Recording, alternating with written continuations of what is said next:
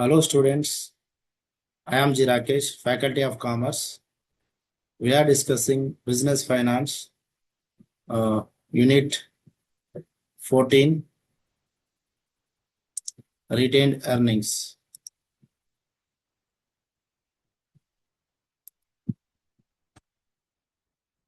Retained earnings, in Telugu, we call it as Nilipi Unchina Arjanalu. Retain earnings అని సింపుల్గా మనం ఇంగ్లీష్లో చెప్పొచ్చు. నిలిపి ఉంచిన ఆర్జనలు అంటే సంస్థ కొంతవరకు డివిడెండ్ చెల్లించడం అయిపోయిన తర్వాత కొంతవరకు డివిడెండ్ ని నిలిపి ఉంచుకునే హక్కు కలిగి ఉంటుంది. ఈ నిలిపి ఉంచిన డివిడెండ్ ని నిలిపి ఉంచిన ఆర్జనలు అంటారు. దీన్ని భవిష్యత్తులో కొంత కాలానికి వాటాదారులకు తిరిగి చెల్లించడానికి ఒక ఒప్పందం ప్రకారంగానే పెట్టి నిలిపి ఉంచుకుంటారు. మనం గడిచిన క్లాస్ లో కూడా దీని గురించి డీటెయిల్ గా ఇంట్రడక్షన్ కూడా తీసుకొని ఉంటుంటాం. దీంట్లో ఏ విధంగా వీళ్ళు డివిడెండ్ ని వారికి డిస్ట్రిబ్యూట్ చేస్తారనేది, అదేవిధంగా డివిడెండ్ డిస్ట్రిబ్యూట్ చేసిన తర్వాత ఎంతవరకు దీని కంపెనీలో ఉంచుకోవడానికి అవకాశం ఉంటుంది అనేది కంపెనీ యొక్క నియమావళి, వాటి యొక్క రూల్స్, రెగ్యులేషన్స్ మరియు కంపెనీ యొక్క చట్టానికి లోబడి మాత్రమే దీని యొక్క పరిమితి అనేది ఉండడం జరుగుతుంది. కాబట్టి కంపెనీని నిలిపి ఉంచిన ఆర్జనలను రిటైనింగ్ ఎర్నింగ్స్ అని సింపుల్ గా ఇంగ్లీష్ లో అంటారు. ఇది ఇటు లాభాలను లాభ నష్టాల ఖాతాలో క్రెడిట్ నిల్వగా కానీ లేదైనా సాధారణ రిజర్వ్ ఖాతాలో జమ చేసి ఉంటారు. మనం ఎప్పుడైనా కానీ బ్యాలెన్స్ షీట్, ఫైనాన్షియల్ స్టేట్మెంట్స్ లో లాభ నష్టాల ఖాతాలు అంటే బ్యాలెన్స్ షీట్ లో చూసినట్టయితే లెఫ్ట్ సైడ్ లో జనరల్ గా రిజర్వ్ ఖాతాలని మనకు చాలా వరకు కనిపిస్తూ ఉంటాయి. ఇవి రిజర్వ్ ఏంటి అంటే రిటైన్డ్ ఎర్నింగ్స్ అని మనం సింపుల్ గా చెప్పుకోవచ్చు. అంటే సంస్థ ఆర్జించిన లాభాల నుంచి డివిడెండ్ చెల్లించకుండా కొంతవరకు సంస్థ యొక్క పరిస్థితి లేకపోతే సంస్థ యొక్క కాలాన్ని బట్టి కొన్ని దాన్ని నిర్ణయించే అంశాలను బట్టి కొంతవరకు డబ్బును రిటైన్డ్ ఆ డివిడెండ్స్ ని కొంతవరకు కంపెనీలో ఉంచుకునే అవకాశం ఉంటుంది. దాన్ని మనం రిటైన్డ్ ఎర్నింగ్స్ అని అంటూ ఉంటాం. అయితే వీటిని left side of the balance sheet లో అంటే లాభ నష్టాల ఖాతా అంటే ప్రాఫిట్ అండ్ లాస్ అకౌంట్ లో కూడా ఖాతాలు క్రెడిట్ లో ఉంటుంది. అదేవిధంగా లాభ నష్టాల ఖాతాలో క్రెడిట్ వైపు ఉంటుంది. బ్యాలెన్స్ షీట్ లో కూడా అంటే ఆస్తి అప్పుల పట్టీలో కూడా ఎడమ వైపు లెఫ్ట్ సైడ్ లో ఉంటుంది. కాబట్టి దీన్ని రిటైన్డ్ ఎర్నింగ్స్ అని అంటారు. సో లాభ నష్టాల ఖాతా ఇది బ్యాలెన్స్ షీట్ కాదు. లాభ నష్టాల ఖాతాలో క్రెడిట్ వైపున నిల్వగా దీన్ని సాధారణ రిజర్వులో జమ చేసి ఉంచుతారు. అయితే లాభాలను తిరిగి వ్యాపారంలో పెట్టడం అంటే ప్లవింగ్ బ్యాక్ ఆఫ్ ప్రాఫిట్స్ అంటే సంస్థ ఆర్జించిన ఈ లాభాలనే తిరిగి మరలా కంపెనీలో పెట్టే యొక్క వెసులుబాటు కలిగి ఉండడం అనేది ఇది ఒక ముఖ్యమైన లక్షణంగా మనం చెప్పుకోవచ్చు. అంటే తిరిగి ఏ విధమైన ఇబ్బంది కలగకుండా వాటిని ఫ్యూచర్ లో మనం చెల్లిస్తామని వాటాదారులకు ఒక హామీ పత్రాన్ని ఇచ్చి దీన్ని మనం వ్యాపారంలో మళ్ళీ పెట్టడానికి అవకాశం అనేది ఉంటుంది. అయితే లాభాలను వ్యాపారంలో ఉంచడం లేకుండా అంతర్గత ద్రవ్య సేకరణ, ఇంటర్నల్ ఫైనాన్సింగ్ లేకపోతే సెల్ఫ్ ఫైనాన్సింగ్ అని కూడా అంటారు. అంటే స్వయం ద్రవ్య సేకరణ లేకపోతే ద్రవ్య సేకరణ, అంతర్గత ద్రవ్య సేకరణ, స్వయం ద్రవ్య సేకరణ అని కూడా దీన్ని అంటూ ఉంటారు. సో ఈ పదాలన్నీ అంటే ఎగ్జామినేషన్ పాయింట్ ఆఫ్ వ్యూ టైంలో స్వయం ద్రవ్య సేకరణ అని చిన్నగా షార్ట్ క్వశ్చన్ అడిగే అవకాశం ఉంటుంది. అంటే దానికి మీరు కన్ఫ్యూజ్ అవ్వకుండా నిలిపి ఉంచిన ఆర్జనల అర్థం గురించి రాసినా పర్లేదు, రిటైన్డ్ ఎర్నింగ్స్ అని అడిగినా కానీ వీటి గురించి, మనం అంతర్గత ద్రవ్య సేకరణ అడిగినా కూడా వీటి గురించే మనం రాయాల్సి ఉంటుంది. అయితే వ్యాపారంలో ఈ లాభాలను ఉంచడం, వీటిని భవిష్యత్తు యొక్క ముందు జాగ్రత్తగా మనం ఉంచుకోవడం గురించి మనం ముందు ఉన్న సెక్షన్ లో డీటెయిల్ గా చూద్దాం. వ్యాపారంలో నిలిపి ఉంచిన ఆర్జనలను నిర్ణయించే అంశాలు. నిజానికి వీటిని ఏ ఫ్యాక్టర్స్ వీటిని డిటర్మైన్ చేస్తాయి అంటే ఎందువల్ల వీళ్ళు వ్యాపారంలోనే నిల్వ ఉంచాల్సిన పరిస్థితి వస్తుంది అనే దాని గురించి దీంట్లో మనం క్లియర్ గా చూస్తాం. అయితే వీటిని కింద ఉన్న ఈ అంశాలను దృష్టిలో ఉంచుకొని మాత్రమే వ్యాపారంలో ఆ, లాభాలలో కొంత మొత్తాన్ని దీనిలో ఆ, నిలిపి ఉంచే ఒక అవకాశం అనేది ఉంటుంది. వాటిని నిర్ణయించే అంశాలు ఇవి. ఒకటి, సంస్థ ఆర్జించిన లాభాల మీద, లేకుంటే సంస్థ పరిశ్రమలో ఉన్న డివిడెండ్ విధానం వల్ల, పన్నుల యొక్క విధానం వల్ల, వీటి గురించి మళ్ళీ మనం డీటెయిల్గా క్లియర్గా చూద్దాం. ఇప్పుడు వీటి యొక్క సైడ్ హెడ్డింగ్స్ మాత్రం ఇక్కడ డిస్ప్లే చేయడం జరుగుతుంది.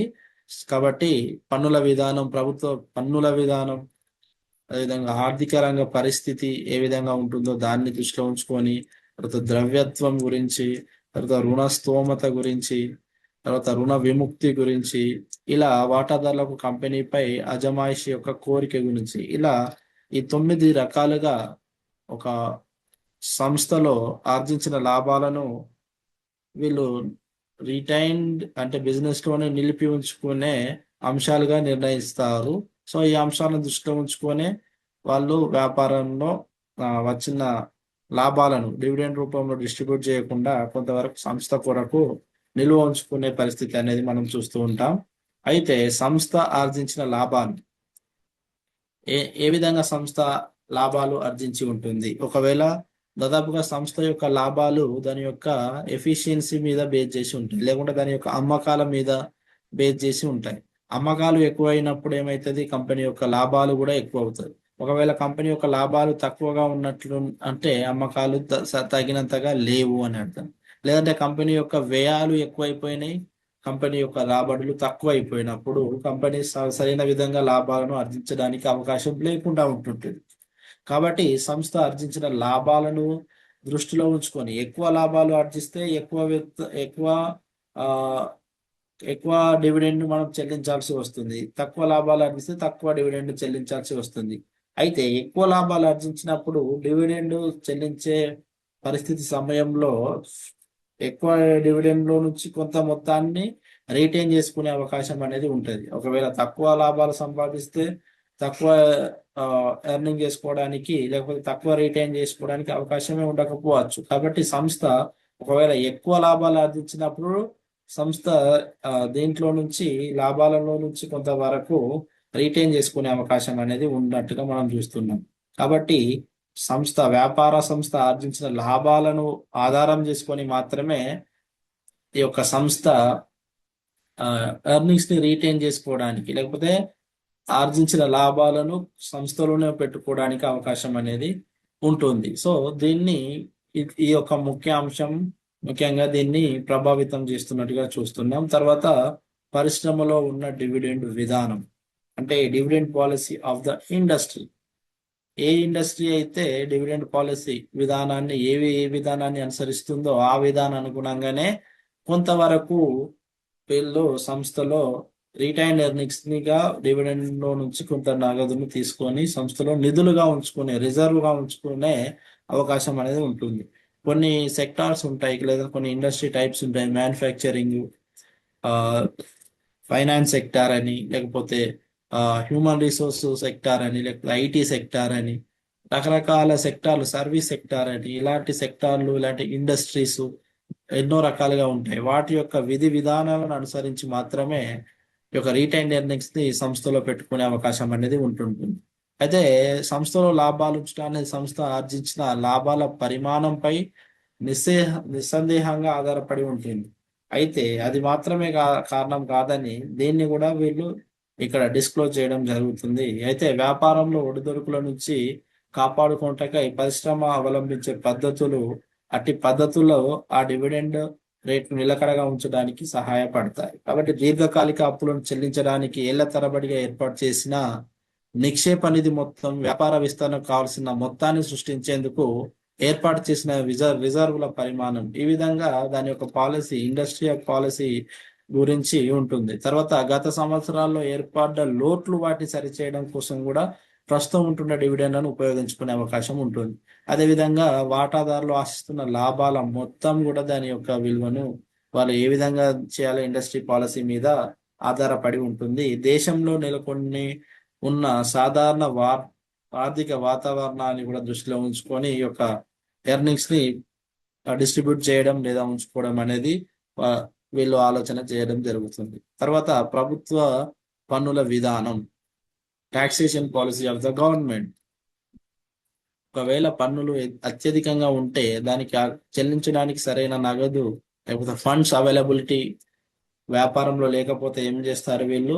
పన్నుల యొక్క విధానం, టాక్సేషన్ పాలసీ, గవర్నమెంట్ యొక్క టాక్సేషన్ పాలసీ నుంచి వీళ్ళు బేస్ చేసుకొని ఈ సంవత్సరం పన్ను కట్టాల్సిన బాధ్యత ఎక్కువగా ఉన్నట్లయితే వీళ్ళు సంస్థకు చెల్లించాల్సిన ఆ సంస్థలో ఉంటున్న వాటాదారులకు చెల్లించాల్సిన మూలధనాన్ని లేకపోతే మూలధనంపై వచ్చిన ఈ డివిడెండ్ ని కొంతవరకు వ్యాపార సంస్థలోనే ఉంచుకునే అవకాశం ఉంటుంది. దాని ద్వారా వాళ్ళు ప్రభుత్వానికి పన్నులు చెల్లించే అవకాశాలు ఉంటాయి. కొన్ని సందర్భాల్లో పన్నులు కూడా ఎక్కువ మొత్తాల్లో విధిస్తారు. కాబట్టి ఇలాంటి పన్నుల నుంచి తప్పించుకోవడానికి సంస్థ కొన్నిసార్లు డివిడెండ్ ఎక్కువగా ఇవ్వకుండా కొంత కంపెనీలో ఉంచుకుంటుంది. లేదంటే కొంతసారికి కంపెనీలో డివిడెండ్ అప్పుగా ఉంటుంది కాబట్టి దాన్ని ఈ విధంగా చూసుకొని కూడా వాళ్ళు ట్యాక్స్ బెనిఫిట్ అనేది పొందుకునేడానికి అవకాశం అనేది ఉంటుంది. ఇది పన్నుల విధానం గురించి ఉంటుంది.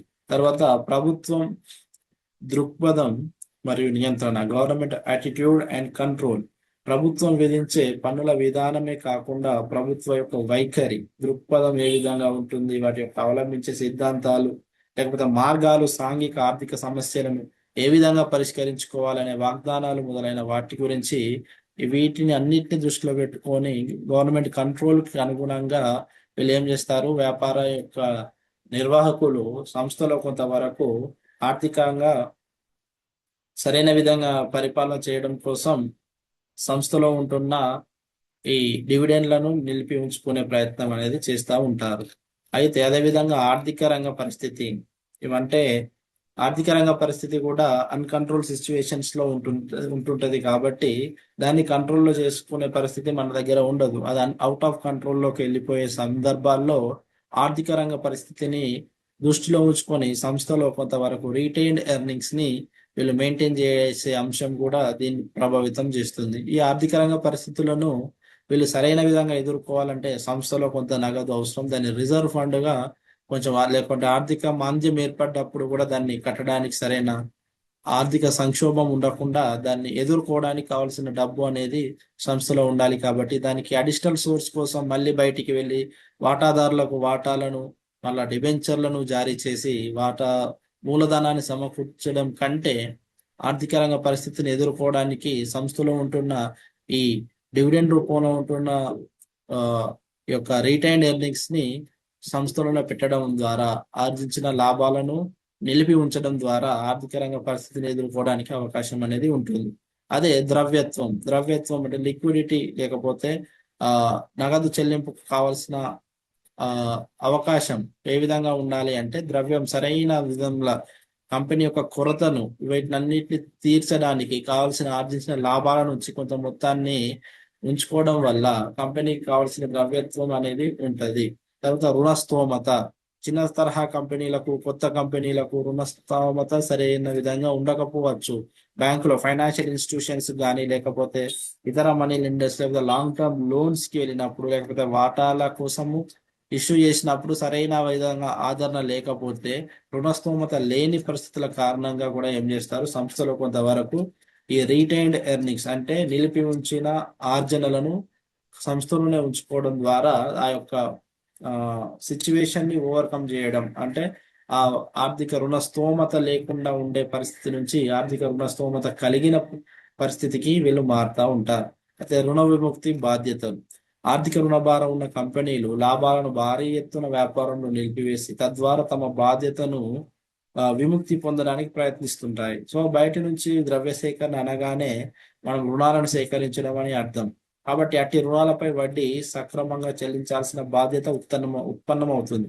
కాబట్టి ఈ బహిర్గత రుణాల కంటే ఈ సంస్థ యొక్క అంతర్గత రుణాలనే వీళ్ళు ఈ రుణంగా తీసుకున్నప్పుడు దానిపైన చెల్లించే వడ్డీ కూడా వీళ్ళకు బెనిఫిట్ అయ్యే అవకాశాలు ఉంటాయి. కాబట్టి ఇది ఒక కారణంగా వీళ్ళు సంస్థల్లో రీటైన్డ్ ఎర్నింగ్స్ ని మెయింటైన్ చేయడం జరుగుతుంది.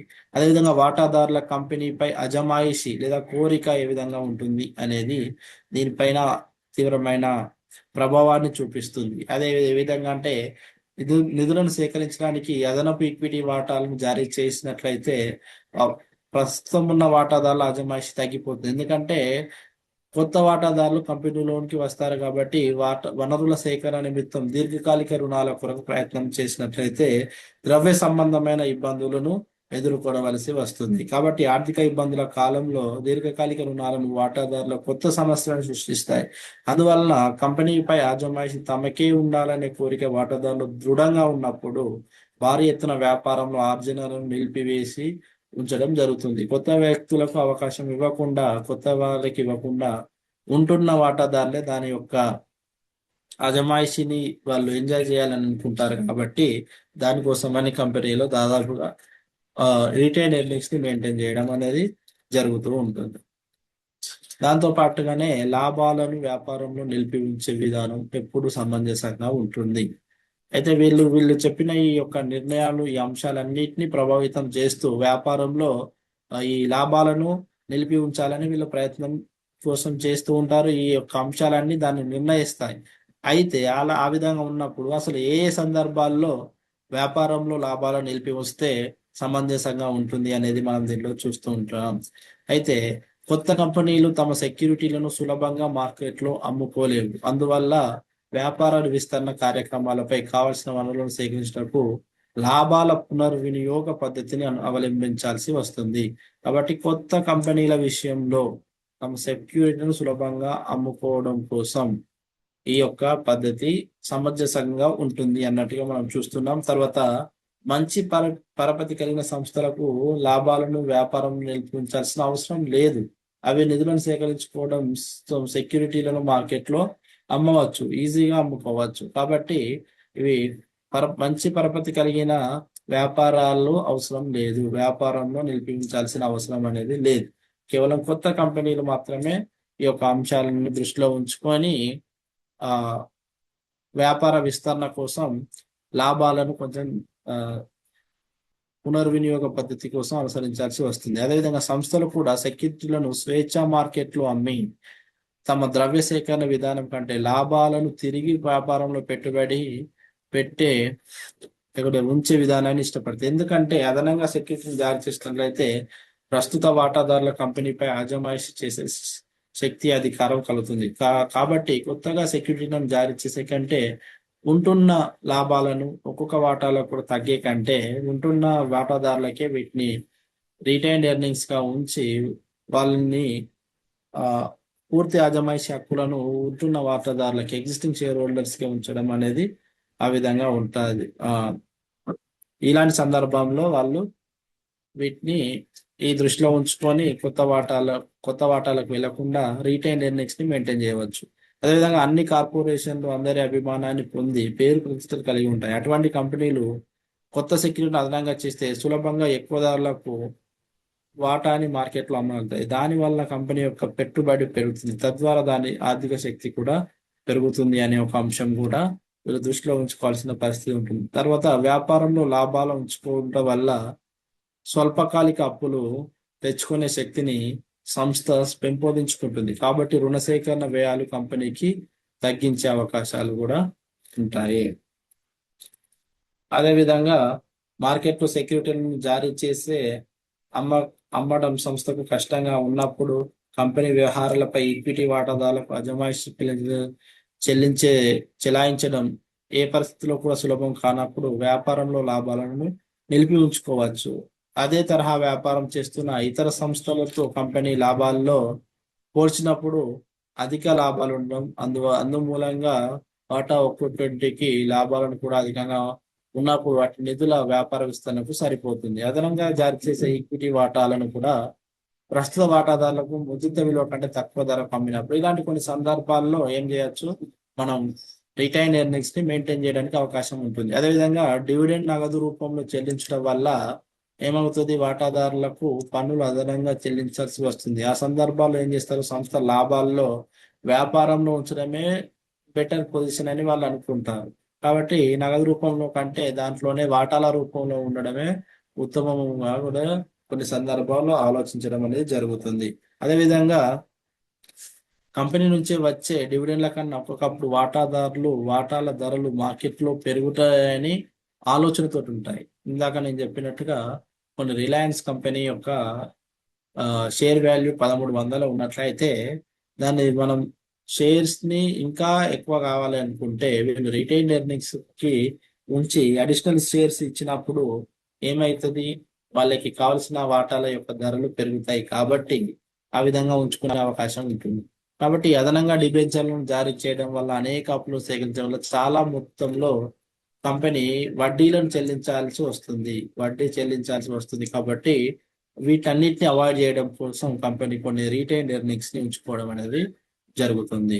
అయితే ఈ రీటైన్డ్ ఎర్నింగ్స్ ని ఉంచడం వల్ల జరిగే ప్రయోజనాలు ఏమిటి? ఈ ప్రయోజనాలను మనం ముఖ్యంగా మూడు రకాలుగా ఎవరెవరికి ప్రయోజనాలను చేకూరుస్తాయని చూడొచ్చు. అంటే కంపెనీకి, వాటాదారులకు, అదేవిధంగా సమాజంలో కూడా ఈ యొక్క కంపెనీ యొక్క లాభాలను నిలిపి ఉంచడం వల్ల ప్రయోజనాలు కలుగుతూ ఉంటాయి. కంపెనీకి ప్రయోజనాలు ఏంటి అంటే వ్యాపారంలో అర్జనలు నిలిపివేయడం వల్ల స్వల్ప ఆ, వ్యయంతో లభించే ఆర్థిక వనరుల సేకరణ మార్గం కంపెనీకి ఈజీగా తక్కువ ఖర్చుతోటి, లేదా ఎలా తక్కువ ఖర్చు అవుతుంది అంటే సంస్థ ఒకవేళ డిబెంచర్లను కనుక జారీ చేసినట్లయితే సంస్థలో అత్యధికమైన వడ్డీ రేట్ల భారం పడుతుంది. అదేవిధంగా కొత్త షేర్స్ ఇష్యూ చేయాలనుకున్నా కానీ దానికి మరలా కొన్ని ఖర్చులు, వాటిపైన అదనపు వడ్డీ అనేది జరుగుతుంది. డివిడెండ్ చెల్లించాల్సిన పరిస్థితి వస్తుంది. దానికి కూడా కొంత సమయం కూడా పడుతుంది. అదే ఈ కంపెనీ యొక్క రీటైన్ ఎర్నింగ్స్ ని అంటే నిలిపి ఉంచిన ఆర్జనలను కంపెనీ పెట్టుకున్నట్లయితే దాంట్లో వచ్చే స్వల్ప వ్యయంతో ఆర్థిక వనరుల సేకరణ కూడా మార్గం ఈజీగా అవుతుంది అన్నట్టుగా ఈ యొక్క కంపెనీకి ప్రయోజనకరంగా ఉంటుంది. మనం ఇప్పుడు చూస్తున్నది కంపెనీ యొక్క ప్రయోజనాలు. మొదటిది అల్ప వ్యయంతో లభించే ఆర్థిక వనరుల మార్గం. రెండోది స్థిరమైన డివిడెండ్ విధానం. అంటే ప్రతిసారికి ఇంతవరకే మనం డివిడెండ్ చెల్లిస్తామని ఒక నిర్ణయం తీసుకోవడానికి అవకాశం ఉంటుంది. అంటే పూర్తిగా డివిడెండ్ చెల్లించకుండా కొంతవరకు రిటైన్డ్ ఎర్నింగ్స్ ని కంపెనీలో ఉంచడం వల్ల స్థిరమైన డివిడెండ్ విధానం కూడా ఉన్నట్టుగా మనం చూస్తూ ఉంటున్నాం. కాబట్టి దీన్ని ఆ విధంగా మనం స్థిరమైన డివిడెండ్ విధానంగా కూడా మనం అనుకోవచ్చు. అదేవిధంగా కంపెనీ యొక్క పరపతి పెరుగుదల, కంపెనీకి దీర్ఘకాలిక అప్పుల నుంచి ఆ విముక్తి కూడా కలుగుతుంది. అదేవిధంగా సామర్థ్యం కూడా పెరుగుతాం అనేది జరుగుతుంది. దీర్ఘకాలిక అప్పుల నుంచి విముక్తి కలిగినప్పుడు సామర్థ్యం ఆటోమేటికల్లీ కంపెనీ యొక్క స్ట్రెంగ్త్, దాని యొక్క కేపబిలిటీ అనేది ఇంక్రీజ్ అవ్వడానికి అవకాశం ఉంటుంది. సంస్థ వ్యాపారంలో నిర్మించిన లాభాల మూలంగా సామర్థ్యం పెరుగుతుంది. దానివల్ల ఆ, ఏం చేస్తుంది, కంపెనీ యొక్క అడిషనల్ ఏవైతే ప్లాన్స్ లేకపోతే ఫిక్స్డ్ అసెట్స్ ఏమైనా కొనాలనుకున్నా కానీ దానికి కేపబిలిటీ అనేది ఉంటుంది. కాబట్టి ఇవన్నిటిని దృష్టిలో ఉంచుకొని సంస్థ ఎప్పుడైనా కానీ రిటైన్ ఎర్నింగ్స్ ని కంపెనీలో మెయింటైన్ చేయడానికి చాలా విధాలుగా అవకాశం అనేది ఉంటుంది. అదేవిధంగా మేనేజ్మెంట్ యొక్క నైతికత పెరుగుదల. కంపెనీలో పెట్టిన కంపెనీలో దాదాపుగా రెండు రకాల వ్యక్తులను మనం చూస్తూ ఉంటాం. దాంట్లో వాటాదారులు మరియు వాటాదారులు మరియు వ్యాపార నిర్వాహకులు లేకపోతే మేనేజర్స్ అంటారు. వీళ్ళిద్దరి మధ్యలో ఒక ఏజెంట్ లేకపోతే యజమాని ఈ యొక్క రిలేషన్షిప్ అనేది ఉంటుంది. కాబట్టి మేనేజ్మెంట్ కి నైతికత ఏ విధంగా పెరుగుతుందంటే సంస్థ యొక్క అత్యధిక వాటాదారుల యొక్క అత్యధిక ఈ యొక్క రీటైల్ ఎర్నింగ్స్ ని లేకపోతే నిలిపి ఉంచిన ఆర్జనలను దాంట్లో పెట్టడం ద్వారా మరి యొక్క నైతికత కూడా ఎక్కువగా ఉన్నట్టుగా ఆత్మవిశ్వాసం కూడా మేనేజ్మెంట్ కు ఎక్కువగా వాటిపైన పెరుగుతుంది. అంటే సంస్థను ఇంకా నమ్మి వీరు ఎక్కువ మొత్తంలో పెట్టుబడి పెడుతున్నారు, సంస్థను సరైన విధంగా నడిపించాలని వాళ్ళ యొక్క ఆలోచన అయి ఉంటున్నది. కాబట్టి వీళ్ళు కూడా సంస్థలో అత్యధికమైన విశ్వాసము, ఆత్మ విశ్వాసంతో సంస్థ సరైన విధంగా నైతికతతో మేనేజ్మెంట్ దాన్ని నిర్వహణ అనేది జరిగిస్తూ ఉంటుంది. అదేవిధంగా ఇప్పుడు రెండో పార్ట్ చూస్తే దీంట్లో ఇప్పటి వరకు కంపెనీకి కలిగే ప్రయోజనాలను చూసాం. ఇప్పుడు వాటాదారులకు కలిగే ప్రయోజనాలను చూస్తాం. కంపెనీకి వాటాదారులకు కూడా ఎలాంటి ప్రయోజనాలు ఉంటాయంటే వాటా విలువ పెరుగుదల. కంపెనీలో వచ్చిన లాభాన్ని వచ్చినట్టుగా తీసుకుంటే కంపెనీ ఏమవుతుంది అంటే ఒక స్టెబిలిటీగా మెయింటైన్ అవుతూ వస్తుంది.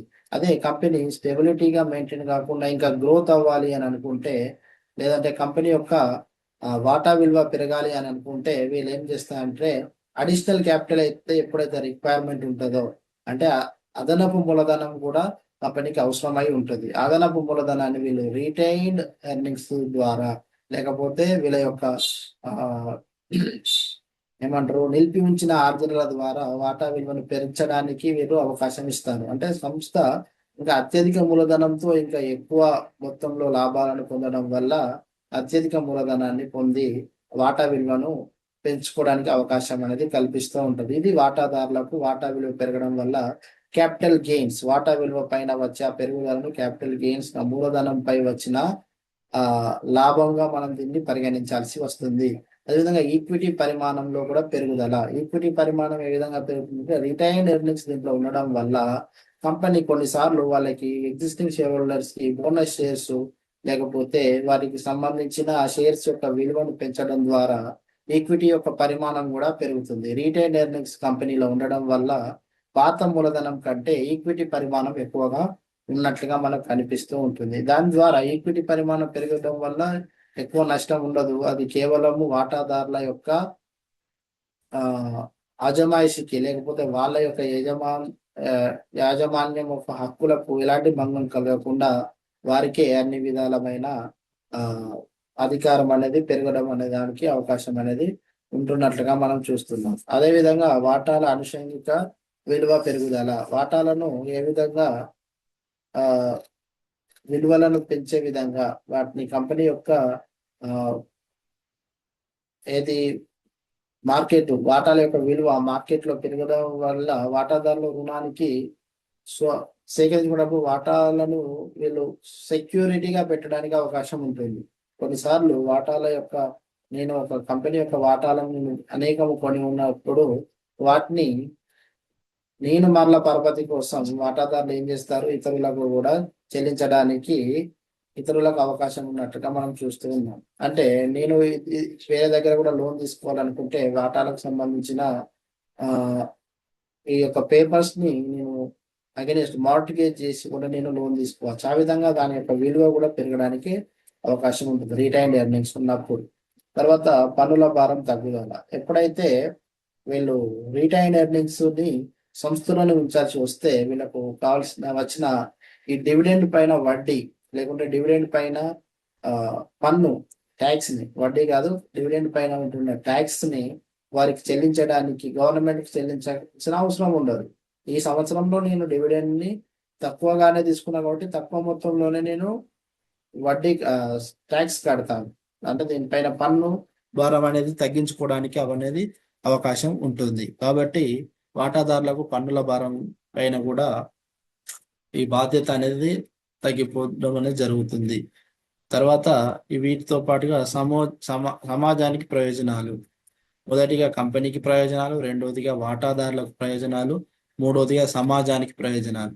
సమాజానికి కూడా కొన్ని ప్రయోజనాలు మనకు నిలిపి ఉంచిన ఆర్జనల వల్ల సమకూడతాయని మనం చూస్తున్నాం. దాంట్లో సమాజానికి ఏ విధంగా జరుగుతుందంటే మూలధన కల్పన. వెనుకబడిన దేశాల్లో మూలధనం ఒకవేళ క్యాపిటల్ ని ప్రొక్యూర్ చేయడానికి చాలా విధాలైన కష్టం పడాల్సి వస్తుంది. అదే వాటాదారులు తమ యొక్క లాభాలను సాక్రిఫైస్ అంటే కొంత తాత్కాలిక సమయం కొరకు వాళ్ళు దాన్ని సాక్రిఫై చేయడం, తర్వాత భవిష్యత్తులో వాళ్ళ యొక్క లాభాలను వాళ్ళ యొక్క రిటైన్డ్ ఎర్నింగ్స్ వాళ్ళకే చెందుతాయి. కాబట్టి ఒక దేశాల్లో పెట్టుబడి పెట్టడానికి ఒక మార్గం సుగమం చేసినట్టుగా సమాజానికి మూలధనాన్ని కల్పించే ఒక అవకాశంగా కూడా ఉంటుంది. అది సమాజానికి ఎంతో ప్రయోజనాన్ని ఇవ్వడం జరుగుతుంది. అదేవిధంగా సాంఘిక సంక్షేమం పెరుగుదల. అంటే వీటి ద్వారా కొన్నిసార్లు వస్తు సేవల యొక్క ప్రొడక్షన్ వల్ల, వస్తు సేవల యొక్క ఉత్పత్తి వల్ల సమాజం ఉండే అవసరతలను కూడా తీర్చడానికి ఈ యొక్క సాంఘిక సంక్షేమం పెరుగుదల కోసము ఈ రిటైన్డ్ ఎర్నింగ్స్ కూడా అవకాశం చూపిస్తాయి. అదేవిధంగా కొన్ని సిఎస్ఆర్, కార్పొరేట్ సోషల్ రెస్పాన్సిబిలిటీ అని అంటారు. ఈ సోషల్ రెస్పాన్సిబిలిటీ కోసం కూడా కంపెనీ కొన్ని కార్యక్రమాలు సమాజ శ్రేయస్సు కోసం అత్యధిక లాభాలు వచ్చినప్పుడు ఆ లాభాల నుంచి కొంత డబ్బును వాటర్ ట్యాంకుల కోసం, వాటర్ ప్లాంట్ల కోసం, లేకపోతే ఏదైనా స్కూల్స్ లో లైబ్రరీల కోసము, ఏదైనా హాస్పిటల్లో కొంత డొనేషన్స్ కోసము, లేకపోతే కొన్ని క్లబ్బుల కోసము. అంటే క్లబ్బులు అంటే వీళ్ళకు ప్రయోజనాన్ని చేకూర్చే కొన్ని క్లబ్బులు, లేకపోతే కొన్ని హాస్పిటల్స్ కి కొన్ని ఆర్ఫాన్స్ కి, కొంతమందికి, వీళ్ళందరికీ వీళ్ళు డొనేట్ చేస్తూ ఉంటారు కార్పొరేట్ సోషల్ రెస్పాన్సిబిలిటీ కింద.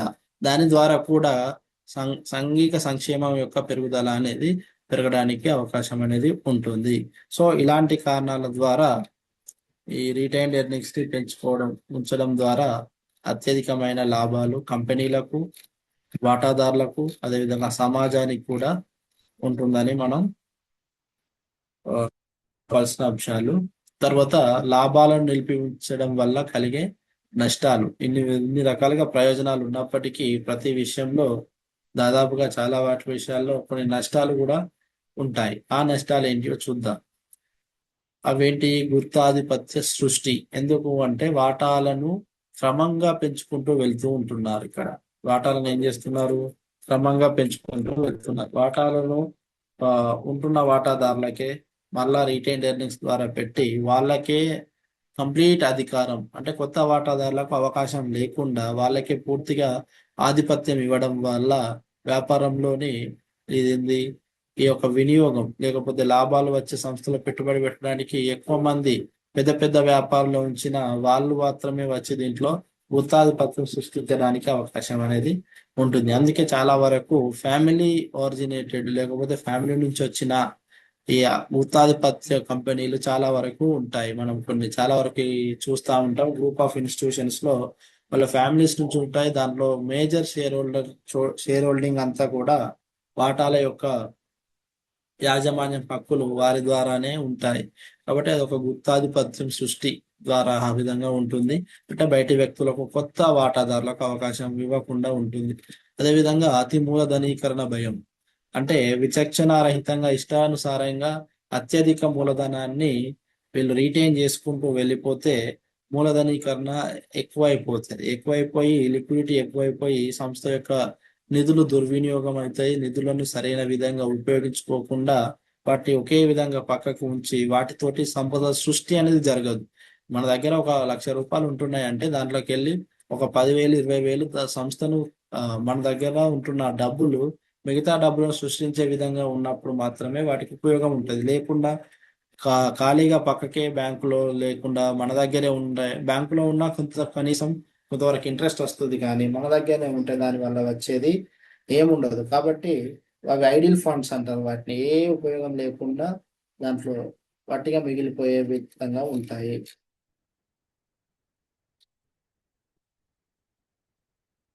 మేనేజ్మెంట్ యొక్క మోసపూరితమైన చర్యలు. ఎందుకంటే దీంట్లో మేనేజర్లు మరియు ఆ, వాటాదారులు వేరువేరుగా ఉంటారు. వాటాదారులు వేరు, మేనేజ్మెంట్ వేరు.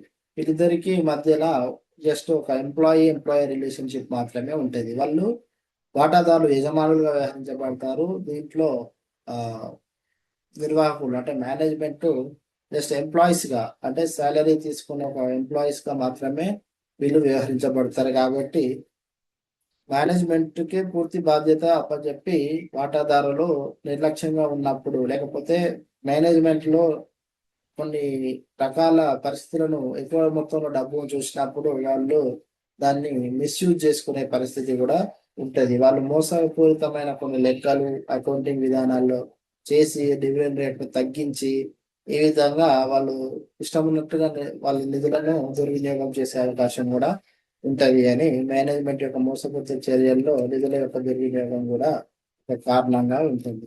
తర్వాత అనుపయుక్తమైన మూలధన మార్కెట్లు. విచక్షణారహితంగా ఆర్జించిన లాభాలను వ్యాపారంలో నిలిపివేయు విధానం వల్ల మూలధన మార్కెట్ నిరుపయోగం అవుతుంది. ఎందుకంటే అవి మార్కెట్లోకి వెళ్ళడం లేదు. పారిశ్రామిక రంగంలో వివిధ రకాల అవకాశాలతో ఎన్నో కంపెనీలు ఉంటాయి. మూలధన మార్కెట్ సమర్థవంతంగా పనిచేసినప్పుడు పారిశ్రామిక రంగంలో ఉన్నటువంటి మిగులు వనరుల పంపిణీ సక్రమంగా జరుగుటకు వీలుంటుంది. మిగులు నిధులను ఏ రంగాల్లో పెట్టుబడి పెట్టాలో, దేనిలో చేయరాదో మూలధన మార్కెట్ నిర్ణయిస్తుంది. కంపెనీలు చాలా మొత్తాల్లో లాభాలను తమ వ్యాపారంలో ఉంచినట్లయితే నిధులకు అవసరమైన సంస్థలకు వనరులకు కొరత కలుగుతుంది. కాబట్టి మితిమీరిన ఎక్కువ మొత్తాల్లో లాభాలను ఆ సంస్థలోనే వ్యాపారంలో ఉంచుకోవడం వల్ల అవి సమాజానికి వృధా, దీన్ని సింపుల్ గా సోషల్ వేస్ట్ అని ఇక్కడ యూజ్ చేయడం జరుగుతుంది అని ప్రొఫెసర్ పీగో అభిప్రాయపడ్డారు. ఎందుకనగా ఆ డబ్బు సమాజానికి మేలు కలిగే విధంగా ఉపయోగించే వారికి అందుబాటులో ఉండదు. వీళ్ళ దగ్గరనే ఐడిల్ గా ఫండ్స్ ఉంటాయి కాబట్టి ఆ మూలధన మార్కెట్ లో కూడా ఏ విధమైన పనులు అనేటివి ఉండవు. కాబట్టి రిటైన్డ్ ఎర్నింగ్స్ వల్ల చాలా విధాలుగా లాభాలు ఉన్నప్పటికీ కొన్ని విధాలుగా నష్టాలు కూడా ఉన్నట్టుగా మనం చూస్తున్నాం. లాస్ట్కి చివరికి వచ్చేసరికి వాటాదారుల స్వేచ్ఛపై పరిమితులు. వ్యాపారంలో లాభాలను నిలిపించే విధానం వల్ల వాటాదారులు తమ ఇష్టం వచ్చిన పరిశ్రమల్లో లేదా సంస్థలో పెట్టుబడి చేయి స్వేచ్ఛను కోల్పోతారు. కేవలం మేనేజ్మెంట్ కు ఏ పరిశ్రమలో ఏ సంస్థలో ఆసక్తి ఉంటుందో వాటిలో మాత్రమే పెట్టుబడి చేయాల్సిన పరిస్థితి ఏర్పడుతుంది. కాబట్టి దీనిపైన వాళ్ళకి వాటాదారుల స్వేచ్ఛ పైన పరిమితులు ఉండడం అనేది ఒక డిసడ్వాంటేజ్ గా మనం చూస్తున్నాం. కాబట్టి ఇలాంటి రకాలైన ఆ వాటిని మనం ఈ నిలిపి ఉంచిన ఆర్జనల ద్వారా లాభాలు నష్టాలు వారి దాంట్లో రకాలను దాన్ని నిర్ణయించే అంశాలను గురించి మనము చూసి ఉంటున్నాం. ఒకసారి మరలా ఓవర్వ్యూ చూద్దాం.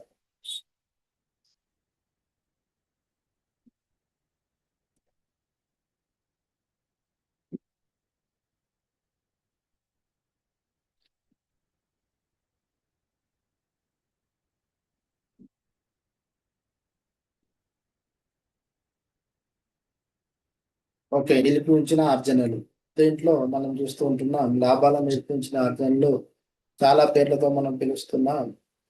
ఏమంటున్నాం, వ్యాపారంలో ఉంచే లాభాలు అంటే రిటైన్డ్ ఎర్నింగ్స్, మరియు అంతర్గత ద్రవ్య సేకరణ అని, ఇంకోటి స్వయం ద్రవ్య సేకరణ అని, ఈ విధంగా ప్లవింగ్ బ్యాక్ ప్రాఫిట్స్ అంటే లాభాలను తిరిగి వ్యాపారంలో పెట్టుట అనే ఇన్ని పేర్లతో దీన్ని పిలవడం జరుగుతుంది. కాబట్టి నిలిపి ఉంచిన ఆర్జనలను ఈ విధంగా సంస్థలో వ్యాపారంలో పెట్టుబడి పెట్టడానికి ఇన్ని రకాల అవకాశాలు ఉంటాయి. తర్వాత వ్యాపారం నిలిపించిన ఆర్జన నిర్ణయించే అంశాలు చాలా వరకు సంస్థ ఆర్జించిన లాభాలను పై ఆధారపడి ఉంటది.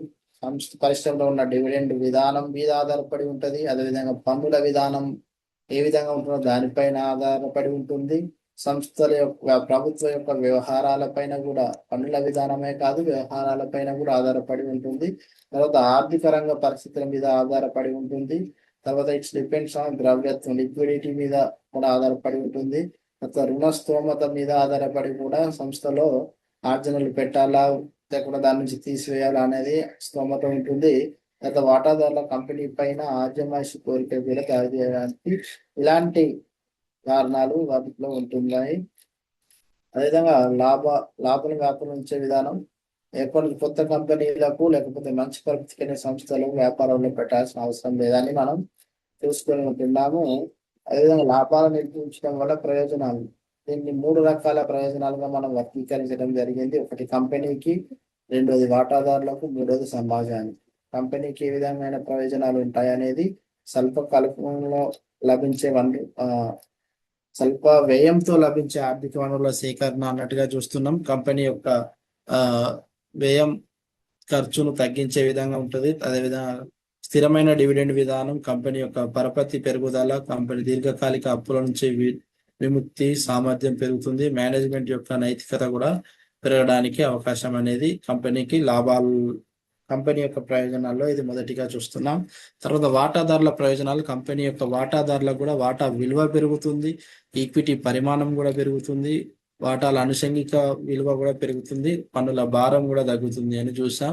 అదేవిధంగా సమాజానికి కూడా 2 రకాల ప్రయోజనాలు ఉంటున్నాయి. ఒకటి మూలధనాన్ని క్రియేట్ చేయడం కల్పన, రెండోది సాంఘిక సంక్షేమం పెరుగుదల. అయితే దీంట్లో కొన్ని నష్టాలను కూడా మనం చూస్తున్నాం. గుత్తాధిపత్యం సృష్టి, మూలధనీకరణ భయము, మేనేజ్మెంట్ యొక్క మోసపూరితమైన చర్యలు, తర్వాత నిధుల దుర్వినియోగం, అనుపయుక్తమైన మూలధన మార్కెట్లు, వాటాదారుల స్వేచ్ఛపై పరిమితులు. ఇలాంటి అన్ని కారణాల వల్ల ఈ యొక్క నిలిపి ఉంచిన ఆర్జనల వల్ల లేకపోతే రిటైన్ ఎర్నింగ్స్ వల్ల కలిగే నష్టాలుగా మనము చూస్తూ ఉన్నాం. సో ఇవన్నిటిని కలిపి మనం ఈ నిలిపి ఉంచిన ఆర్జనల మీద ఈ లెసన్లో పూర్తి అవగాహన విద్యార్థులకు అందిందని ఆశిస్తున్నాను.